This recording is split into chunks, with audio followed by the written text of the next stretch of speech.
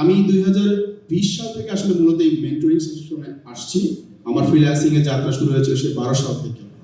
আমার ফ্রিল্যান্সিং এর যাত্রা আর আমার বিয়ে দুটো একসাথে জার্নি শুরু করেছে। এটাও এক যুগ হয়ে গেছে, বিয়েও এক যুগ হয়ে গেছে। ফ্রিল্যান্সারদেরকে তৈরি করতে পারেন। তিনি আরেকজন মেন্টরকে সম্মাননা দিলেন এবং সেটা ওয়ান ওয়ে স্কুলের মাধ্যমে। আমি ওয়ান ওয়ে স্কুলকে ধন্যবাদ দিব একটা বিষয় আসলে যেটা না বললেই না। এনারা আছেন বিধায় আমরা এবং আমাদের মতো যে মানুষজন আছেন যারা আসলে আমরা কাজ করছি, দেশের জন্য কাজ করছি, সমাজের জন্য কাজ করছি, মানুষের জন্য কাজ করছি, সবার জন্য কাজ করছি, হয়তো আমাদের কোনো স্বীকৃতি নেই। এই ধরনের প্ল্যাটফর্মগুলো কিন্তু আমাদেরকে স্বীকৃতি দিচ্ছে। সো আমি মনে করি যে আমরা যারা ফ্রিল্যান্সিং সেক্টরে কাজ করছি, রেমিটেন্স যোদ্ধা, শুধু নিজেই যেন কাজটা না করি, আমরা যেন মানুষের জন্য করি। কারণ কি, আমি 2020 সাল থেকে আসলে মূলত এই মেন্টরিং সেকশনে আসছি।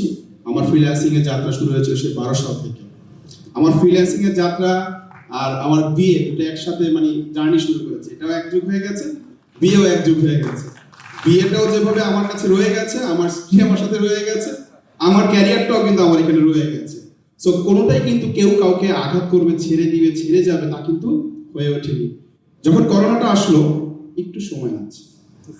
যখন করোনাটা আসলো তখন চিন্তা করলাম, আমার কিছু বন্ধু বান্ধব ছিলেন আমার ভার্সিটি লাইফে, তো দেখছি যে ওরা জবলেস হয়ে গেছে। কারণ করোনাটা প্যান্ডেমিক সিচুয়েশন তো আমরা জানি আসলে সব জায়গাতে কি হয়েছে।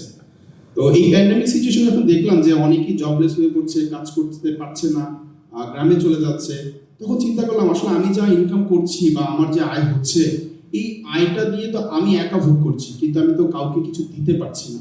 এই দেওয়ার জন্য হচ্ছে এই সেক্টরটাতে আসা। এবং আলহামদুলিল্লাহ এই 5 বছরের জার্নিতে 20,000-এর উপরে ফ্রিল্যান্সার আছে।